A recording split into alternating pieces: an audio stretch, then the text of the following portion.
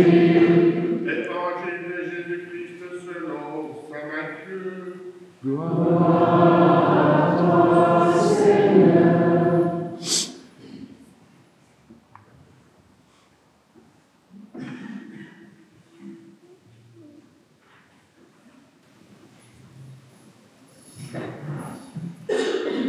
Jésus était né à Bethléem en Judée au temps du roi Hérode le Grand.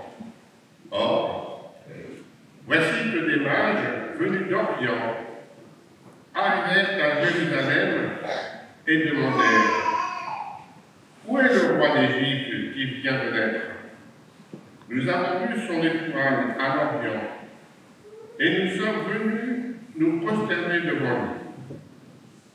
En apprenant cela, le roi Hérode fut bouleversé et tout Jérusalem avec lui.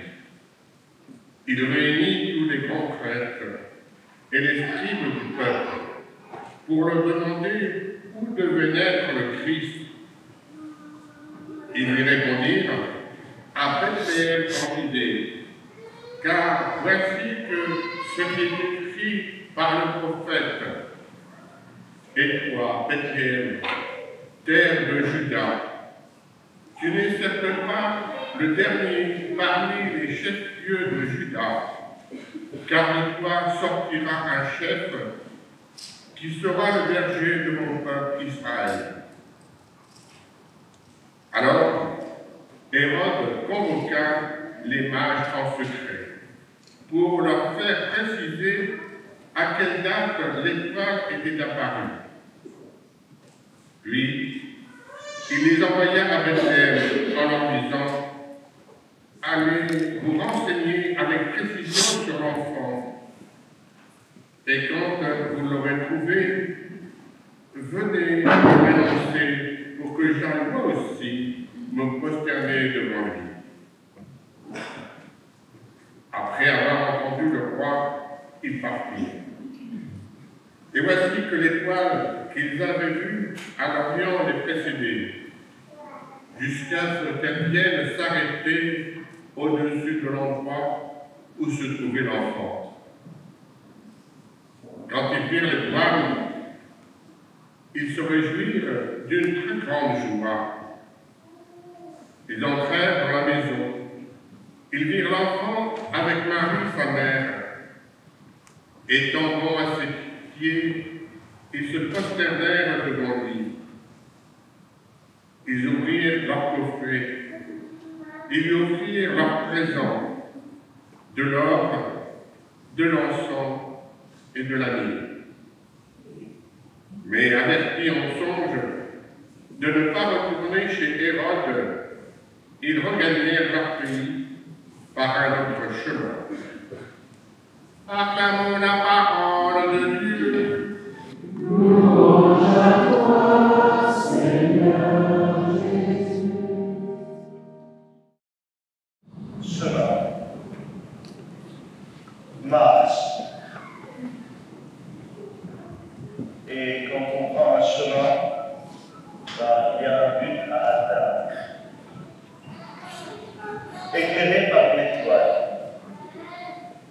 joie de la rencontre, des grands qui rencontrent un petit, un nouveau-né emmailloté et couché dans une mangeoire.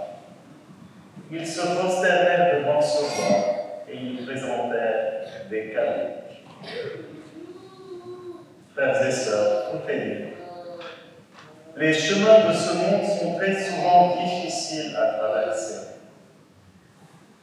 Les distances sont source de danger, de lassitude et des fois de renoncement. Mais le but à atteindre renforce les volontés, surtout quand la marche est éclairée par un astre dans le ciel. Que les mages venus d'Orient aient été connaisseurs des sciences célestes ou pas, cela ne change rien. Ils se sont mis en route pour aller à la rencontre de celui qui, à cause de son amour pour ses créatures, il a traversé tout ce chemin pour rencontrer en elle des fils bien-aimés, pour se laisser contempler par les yeux des humains, pour se laisser adorer par des têtes couronnées d'étoiles et de diamants, pour se laisser offrir or, encens et myrrhe, lui qui s'est offert lui-même par amour. L'amour. L'amour dérange et il est accusé, refusé, marginalisé, condamné et exécuté. C'est pour cela que toutes les puissances du monde sont dérangées par l'amour incarné par un petit enfant, petit et fragile, fragile et menacé, menacé et exécuté, comme les enfants innocents de Bethléem et de partout. Ces petits innocents incarnent par leur massacre le don de vie que Jésus livra en mourant pour sauver la multitude. C'est ce chemin de salut en ce petit enfant que les mages sont venus contempler et adorer. En lui va être enfin réalisée la rencontre entre le divin et l'humain. L'illimité vient à la rencontre de l'unité de sa créature. Rencontrer quelqu'un, c'est assumer ces trois étapes. Accepter de lui laisser une place. C'est une souffrance, comme la mienne. Mais si on accepte de se dépasser et d'aller vers l'autre tel qu'il est dans sa différence, la rencontre devient odorante pour les deux. C'est la place de l'encens. L'encens qui embaume tout l'espace de la rencontre. Et enfin, passer de la souffrance à la bonne odeur de la belle rencontre, c'est accueillir l'autre qui est enrichissant, un vrai trésor comme de l'or. C'est cela qu'ont voulu exprimer ces trois venus d'Orient.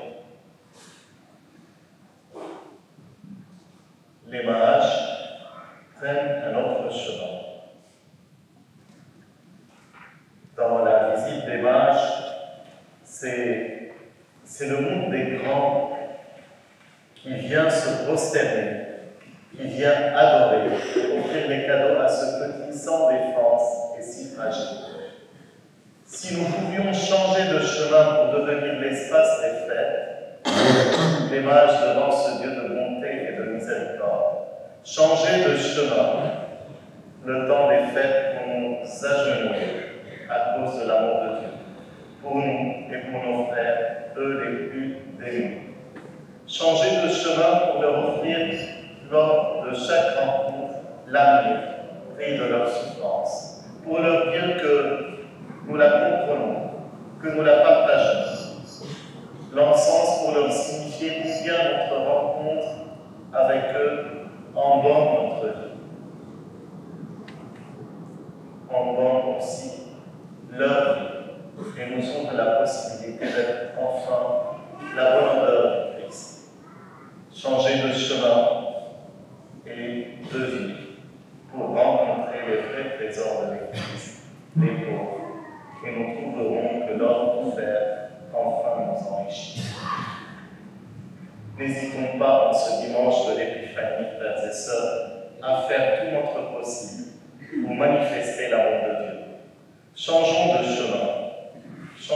chemin, et n'hésitons pas à tomber à ses pieds et à nous prosterner devant lui, et à en faire de même avec tous ceux du fond de leur misère attendent la manifestation du Fils de Dieu.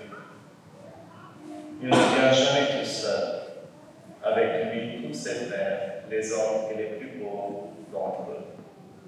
La création attend-elle avec un ardent désir la révélation des fils de Dieu. Oui, manifestons l'amour de Dieu